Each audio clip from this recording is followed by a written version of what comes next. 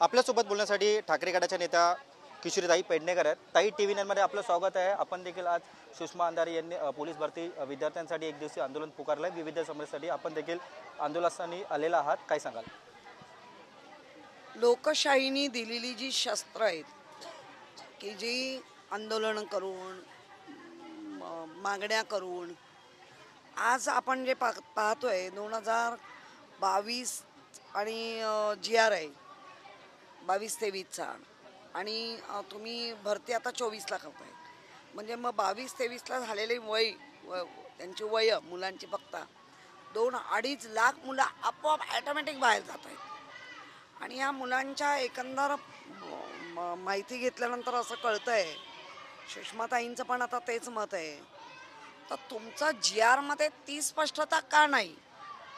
आणि ही जी मुलं आहेत ही वारंवार मुख्यमंत्र्यांना 40 वेळा भेटली, 60 वेळा उपमुख्यमंत्र्यांना भेटत आहेत.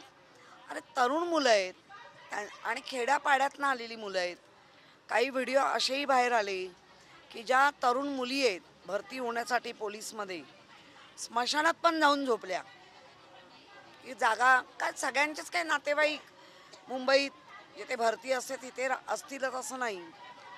पण मग भरती करत असताना काही टेंट उभारणं, महिलांसाठी वेगळी मुलींसाठी वेगळी व्यवस्था करणं आणि मुळामध्ये तुमच्या GR मध्ये बदल करणं. तर ह्या मुलांच्या म्हणण्यानुसार असं कळतंय की मुख्यमंत्र्यांचं सन्माननीय मुख्यमंत्र्यांचं पण तेच मत आहे, टेक्निकल बाजू आहे. तर ती टेक्निकल बाजू कोण करणार दुरुस्त? बाहेरचं तर नाही ना करणार. टेक्निकल बाजू तुम्ही दुरुस्त केली पाहिजे. तुमचा GR मध्ये अनेकदा स्वतःच्या आपल्या कुठल्या वेगळ्या ह्याच्यासाठी तुम्ही बरेच GR काढता. मग या मुलांच्या आयुष्यासाठी जे लोक आणि थोडासा एक असा पण त्यांच्या बोलण्यातनं असा एक संशय व्यक्त होतोय की फक्त 17,000च मुलांच्या बद्दलची तुम्हाला एवढी काळजी. मग तो प्रत्येक आमदारांनी कोटा ठरवून घेतलाय का? म्हणजे मग इतर जी 17,000च्या वरची आणि 70 लाखांमध्ये जे काय आलेत 17 लाखात त्या मुलांचं काय? त्यामुळे आणि ज्या पोलीस महासंचालक आहे त्या रश्मिताई शुक्ला त्यांचं वय वाढवून त्यांना तुम्ही दिली. सेवा आहे, चांगली सेवा आहे म्हणून कदाचित तुम्ही दिली आहे. पण मग ह्यांनाही ती संधी द्या. ती एक संधी ह्यांना मिळाली पाहिजे. त्या संधीमध्ये 17,000 का भरती करताय? 17 लाख फॉर्म आले आहेत. ठिकठिकाणी आपल्याला गरज आहे. तो ती कक्षा रुंदवा आणि द्या. आज आपण बघतोय, म्हणजे मी सोशल मीडियावरनं वगैरे वाचते, लोकांचं म्हणणं आहे लाडली बहीण तशा त्या लाडल्या भावाला, त्या लाडल्या बाबाला किंवा जो कोण आहे त्याच्या हाताला काम द्या. तो भाऊ मग ते सगळं जे त्याचं कुटुंबाचं एक जबाबदारी असते तो करेल. 1,500 रुपये महिलांना देऊन मृगजळ सारखं वातावरण तयार केलं आहे. तर याच्यामध्ये पण प्रत्येक तरुण मुलाच्या हाताला काम ते दिलं पाहिजे आणि मिळालंच पाहिजे असं आमचं.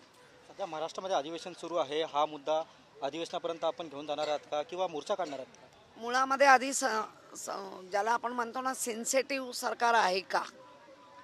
यांना ह्या लोकांची पर्वा आहे का? ही आयुध वापरली जातात याची त्यांना काळजी आहे का? कारण लोकशाहीची ही आयुध आहेत, त्या आयुधांवर यांचा विश्वास आहे का? त्यामुळे त्यांच्यापर्यंत कसं जाणार? परंतु ही जी मुलं आहेत आज महाविकास आघाडीकडे एक आशेचा किरण म्हणून बघतायत, तर त्यांना सपोर्ट करणं काम आहे म्हणून आम्ही आलोय. आणि काय वाटतं, आपण आंदोलन करताय सुषमाताईंच्या नेतृत्वात, आपण देखील आता आंदोलनात सध्या सहभाग घेतलेला आहे, काय वाटतं आंदोलन करून सरकारला जाग येईल? मी परत तेच म्हणेन, ज्या लोकशाहीची आयुध आहेत, एक तर लोकशाहीचीच गळचेपी आहे, त्या आयुधांना मानतायत का? संवेदनशील आहात का? हा मोठा प्रश्न. एक शेवटचा प्रश्न, वसंत मोरे देखील आता ठाकरे गटात प्रवेश करणार आहे अशी माहिती समोर येत आहे, कसं बघता?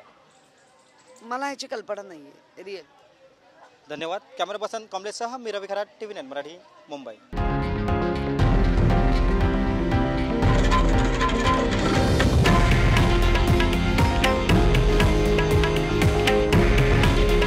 हे आहे देशातील नंबर 1 न्यूज नेटवर्क आणि आपण पाहत आहात TV9 मराठी. काळजी तुमची, हित महाराष्ट्राचं.